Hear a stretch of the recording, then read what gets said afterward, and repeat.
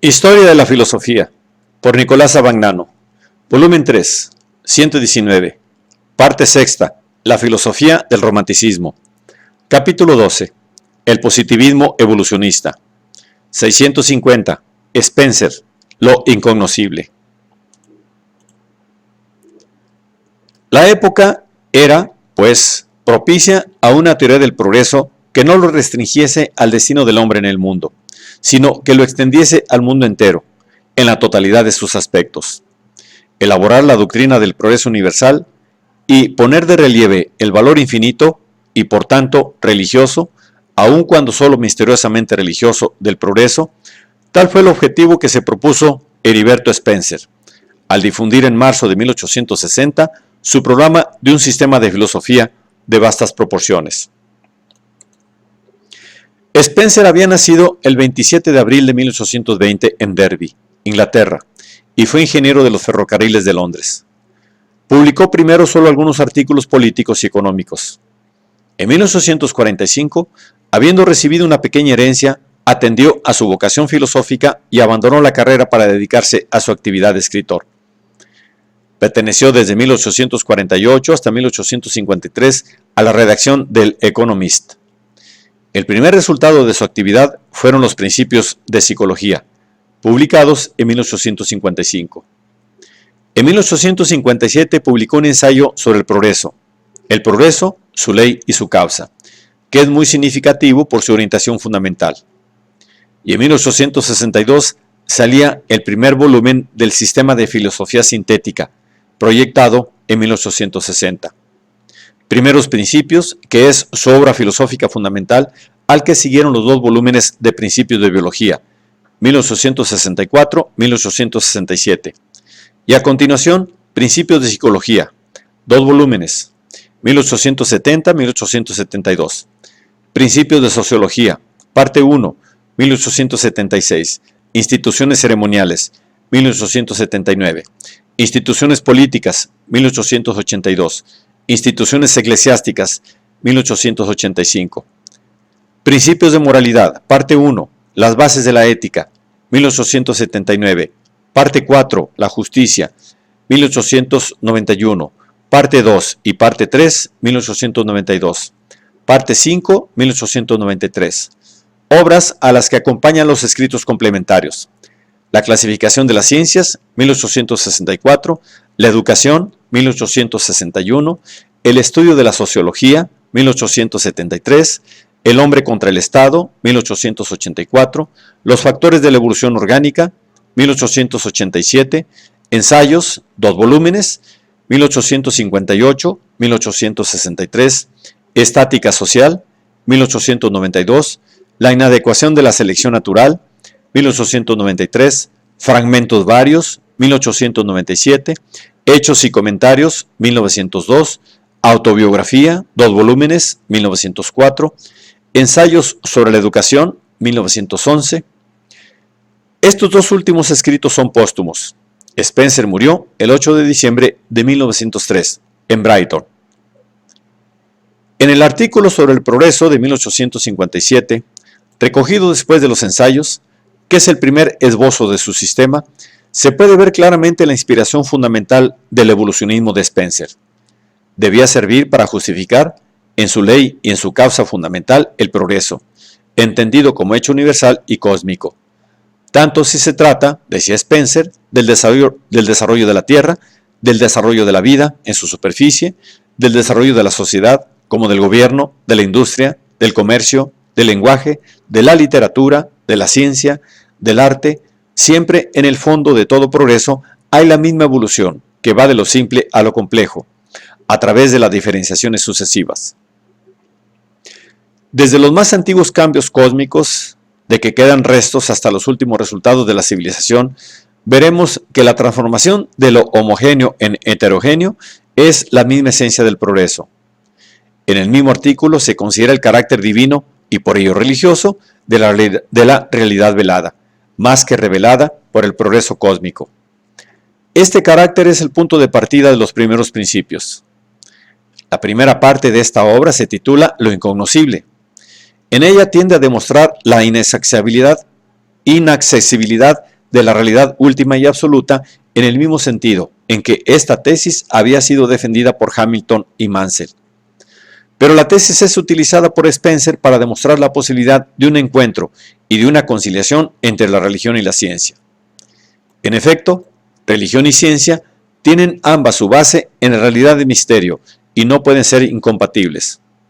Ahora bien, la verdad última que se encierra en toda religión es que la existencia del mundo, con todo lo que contiene y con todo lo que lo rodea, es un misterio que siempre exige ser interpretado. Todas las religiones rayan al dar esta interpretación. Las diversas creencias en las cuales se expresan no son lógicamente defendibles. Por eso, a través del desarrollo de la religión, el misterio es aceptado cada vez mejor como tal, de manera que la esencia de la religión se puede reconocer en el convencimiento de que la fuerza que se manifiesta en el universo es completamente inescrutable.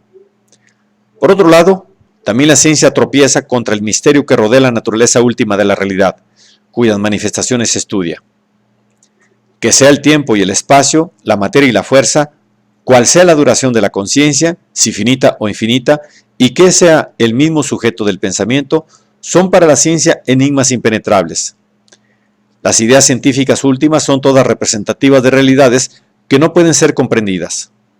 Esto sucede porque nuestro conocimiento, como Hamilton y Mansell han puesto en claro, está encerrado dentro de los límites de lo relativo. Ciertamente, por medio de la ciencia, el conocimiento progresa y se extiende incesantemente. Pero tal progreso consiste en incluir verdades especiales en verdades generales, y verdades generales en otras más generales todavía. De manera que se sigue de ello que la verdad más general, que no admite inclusiones en una verdad ulterior, no es comprensible y está destinada a permanecer como misterio. Spencer admite, pues, sin más, la tesis de Hamilton y Mansell, según la cual lo absoluto, lo incondicionado, lo infinito, o como quiera llamarse al principio supremo de la realidad, es inconcebible para el hombre, dada la relatividad constitutiva de su conocimiento. Con todo, no se detiene en el concepto negativo de lo absoluto, tal como había sido defendido por aquellos dos pensadores que habían tomado como única definición posible del mismo su propia incognoscibilidad. Puesto que lo relativo no es tal, observa Spencer, sino en relación con lo absoluto, lo relativo mismo es impensable, si es impensable su relación con lo no relativo. Siendo nuestra conciencia de lo incondicionado, al pie de la letra, la conciencia incondicionada o el material en bruto del pensamiento, al pensar el cual le damos formas definidas, se sigue de aquí que el sentido siempre presente de la existencia real es la verdadera base de nuestra inteligencia. Por tanto, es menester concebir lo absoluto como la fuerza misteriosa que se manifiesta en todos los fenómenos naturales y cuya acción es sentida positivamente por el hombre. Sin embargo, no es posible definir o conocer ulteriormente esta fuerza. Será tarea de la religión el advertir al hombre sobre el misterio de la causa última, y tarea de la ciencia será extender incesantemente el conocimiento de los fenómenos. Religión y ciencia son así necesariamente correlativas. El reconocimiento de la fuerza inescrutable es el límite común que las concilia y solidariza. A este límite, la ciencia llega inevitablemente en cuanto alcanza sus confines, y la religión en cuanto está orientada hacia ellos irresistiblemente por la crítica. El hombre ha intentado siempre, e intentará todavía, construir símbolos que le representen la fuerza desconocida del universo. Pero continuamente y siempre se dará cuenta de lo inadecuado de estos símbolos, de modo que sus continuos esfuerzos y sus continuas derrotas pueden servir para darle el debido sentido de la diferencia inconmensurable que hay entre lo condicionado y lo incondicionado, y encaminarlo a la forma más alta de la sabiduría, al reconocimiento de lo incognoscible como tal. El hecho de que la ciencia esté limitada al fenómeno no significa para Spencer que queden reducidas las apariencias. El fenómeno no es la apariencia, es más bien la manifestación de lo incognoscible. Y la primera manifestación de lo incognoscible es el agruparse los fenómenos mismos en dos grupos principales, que constituyen, respectivamente, el yo y el no yo, el sujeto y el objeto. Estos dos grupos se forman espontáneamente sobre la base de la afinidad y de la desigualdad de los fenómenos mismos. El yo y el no yo son fenómenos, realidades relativas. Pero su carácter persistente autoriza a juzgarlos como relacionados, en cierto modo, con lo incognoscible. Spencer admite el principio de que las impresiones persistentes, siendo los resultados persistentes en una causa persistente, son prácticamente idénticas para nosotros a la causa misma y pueden ser tratadas habitualmente como sus equivalentes. En virtud de este principio, el espacio, el tiempo, la materia, el movimiento, la fuerza, nociones todas persistentes e inmutables, deben ser consideradas como producidas en cierto modo por el mismo incognoscible. No son, ciertamente, idénticas a lo incognoscible, ni tampoco son modos del mismo. Son efectos condicionados de la causa incondicionada. No obstante, corresponden a un modo de ser o de obrar, desconocido para nosotros de esta causa, y en tal sentido son reales. Spencer llama realismo transfigurado a esta correspondencia hipotética entre lo incognoscible y su fenómeno.